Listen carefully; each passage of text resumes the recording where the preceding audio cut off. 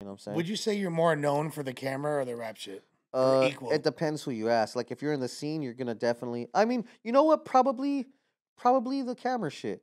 Because even though I got put on with Brownside, they will always be like, "Yo, I didn't know this fool fucking rapped." Even though I had a prolific, maybe not prolific, but I had a great rap career. You know what I mean? Prior to Brownside, when I kind of fell off. Like after the tours died, I just kind of just kept shooting videos, and I didn't really make it back to the studio per se. You know what I'm saying? So for those that don't know, what is Brownside? Brownside is a gangster rap, maybe the first Latin gangster rap group ever. Legendary. Founded by Toker with members like Wicked and Danger. Now, for the record, I didn't listen to them growing up, and I always made a joke to Toker What was that about that. one song they had back in the like '94 that was super legendary? I loved Gang related? Is that what it's Was called? that what it was called? That's so horrible that I Hold don't even on. know my fucking homies. I think it was fucking big before hits. that. I think it was before that. Edit this out, guys. I don't want to look like this. Nah, you good. Brownside hits. There's a couple big Brownside Was it hits. gang related? Was that the one? I want to tell you. Yeah, this. gang related. Thank gang God related. that I was right. You're right. And then there was like a Rest in Peace to My Homie song. The Rest in Peace song, that was big. But that gang related video I remember was huge because they were signed to Ruthless. They were signed to Ruthless. They were signed to Eazy-E's record label. And that's another joke I used to make. I'd be like, "Yo, I'm on Dr. Dre's side in that war." I used to say that to Toker, like, I never listened to Eazy. I was on Dr. Dre's side, homie. Tripping. It's just what it is. Yeah, you know what I'm saying? Tupac, Dre, the whole Death Row shit. That's when I was growing up. So, but yeah, so Brownside, very, very popular. Very popular. So they were a group. Then they wound up, I guess, Ruthless. The situation. Eazy died. Eazy died. Eazy died. A lot of artists wound up leaving after Eazy died. Although Ruthless remained a label for several years. Jerry Heller and kept it popping and stuff. But it was never the same. Yeah, I don't think so. But, I know Bone Thugs left and all that. Like, no, they became their own little thing, right? Yeah. But from my knowledge, Brownside kept doing their thing, and then eventually Toker. Because Eazy died, I want to say '95 is when Eazy died. I was a little ass kid. Yeah, he died before Pac and Big. He was like the first major death in hip hop that I remember. Like facts. The whole conspiracy behind it and everything. Yeah, crazy shit. But Toker said all kinds of crazy stories that I can't necessarily remember, but he visited him in the hospital when he was there, and from one day to the next, this fool was good, about to get out of the hospital, then all of a sudden he was about to die. It was crazy shit. Damn. Yeah, I don't know. Very crazy. That's some shit right there. Yep. So they wound up their situation with Ruthless deteriorates, and not all the members stick together to it. Don't they kind of break up? I think there's members that come in and out. Okay. Like Wicked and Toker stayed forever. Those are the founding members besides Danger. Big Danger died.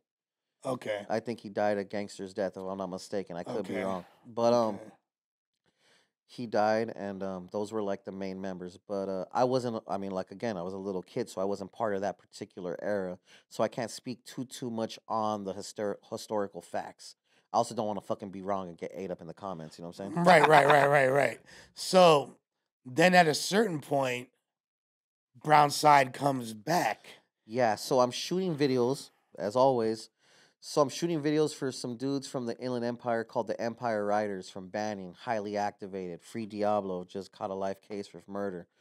Shout out to all the homies. So one of the gentlemen, Big Sanch, he's knows someone else that's related to Toker, and they want to do a comeback. They're like, yo, we want you to go to Mexico and shoot some videos. I'm like, okay, cool.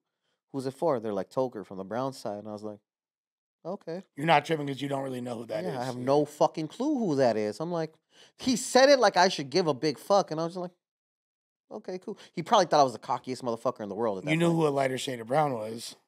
Kinda. You knew who Kid Frost was? Obviously, I know this is for La Raza. Yeah. And me and Kid Frost have had our little encounters. I've had good encounters with him and bad ones, you know what I'm saying?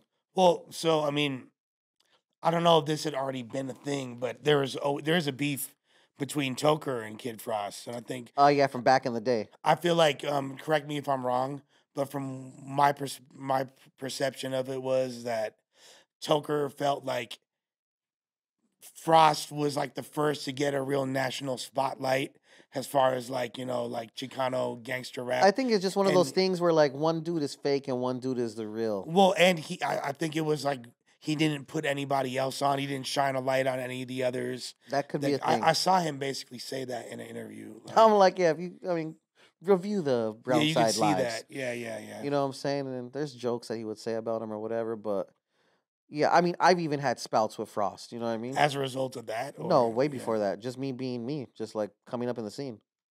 What was your issue with Frost? I was shooting videos, and shout out to R2 though. Long story short, I was shooting videos for my guy Oso Vicious. I'm right there at the legendary Hennessy. I know Oso, yeah. Good so I'm right there at the legendary Hennessy Lounge where all kind Julio G, Tony G, da da da da da. So I'm there at their studio and I'm shooting a video for Oso featuring Frost. Frost doesn't know his lyrics. This is not my first time encountering that. I lean in, I tell him like, "Hey dog, I got you." I've already taken pictures of this man, like he's traveled me to Vegas to take photos of him and all kinds of other shit. So Frost has already given me bread. Yeah, you know what I mean? Cool. But in this instance, I'm not just beginning shooting videos, but I'm not quite me yet. I mean, I'm me, but I'm not Eyekon the video guy. I'm Eyekon the photographer who also can shoot videos. Right. I'm not just fucking Eyekon the video guy yet, right? So long story short, I tell Frost like, "Hey, fool, I got you. Don't worry about shit." He's high as fuck. He's still old. So he doesn't know his lyrics. At some point during the video, I guess he gets tired of not knowing his shit. He's like, "You know what, Eyekon? I love your photographs, but I don't like you as a video guy, man. Your videos suck." And I was like, the fuck? I'd already shot in countless videos for Oso, but Oso's my boy, you know what I mean? Shout out to Oso Vicious. He says this in a room with about this many people, like Tony G's right there, Oso's right there, someone else, Kiki from the Hennessy Lounge, his house was right there. And I look at these fools like, what? It's just because you don't know your lyrics. So I already told you I got you. Don't trip. He's like, "Yeah, we gonna reshoot this, man." Da, da, da, da. Oso's looking at me like, "Fool, I already paid you. We ain't reshooting shit." And I'm like, exactly. So whatever, right? So that happens. There's another. It's a good Kid Frost imitation, by the way. Yeah, man. So I start moving around and shit. So long story short, we have another encounter. I guess he heard that I was like, "Fuck Kid Frost" after that. You know what I'm saying? So we have another encounter at the Green Turtle. You ever heard of the Green Turtle? Yeah. A hip hop staple. Yeah. At least an underground Latin hip hop, Absolutely. right? So we're at the Green Turtle. Have you been there? Yeah. So we're in the restroom area. That's clearly a small corridor. Right. He's with X amount of rappers. I've shot videos for all these fools. Everyone knows me. I've always been the same. I have a stupid mouth. I do whatever I do, right? Again, I never play tough. I'm just always myself. I talk my stupid shit. Take it how you want. Take off, accept it, laugh with me, do whatever you want. So we're right there. Frost says something to me, and I said, "What?" And I don't know exactly what words were said back and forth and for how long, but I do recall just saying, "Frost, you're old, man. Shake my hand, and we'll just call it even." You know what I'm saying? I said something along those lines. Again, I'm not also hyper disrespectful. Right. If he says something, you know me, fool. I'm just gonna quib. That's a nice way of saying I'll beat your ass. So like, just shake my hand, fool. And he shook my hand, and then I continued the day. You know what I mean? The evening we rapped, Right. whatever. Later on down the line, me and him reconnect on some positive shit, cool shit. And he mistreats his camera guy in front of me. I see a pattern. Yeah, so like he said, oh, this is before podcasting was a thing. We were gonna do an interview. He was gonna interview my group because we were fucking the hot stuff back then, right? So fucking he's gonna interview our group, and he's like just throwing things at not throwing things at the camera guy, but like instead of handing me these headphones, he's throwing them at him or throwing them on the ground at his feet, and he looks at me, and I'm just thinking to myself, like, are you trying to tell me that you just treat all the fucking help like this, or like, what are you fucking trying to do? You know what I mean? I mean, we carry on with the interview, and ever since then, we're cordial. Eastside Rendezvous is a classic, I'll say that.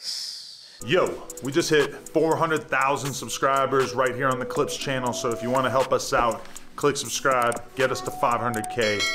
Yeah.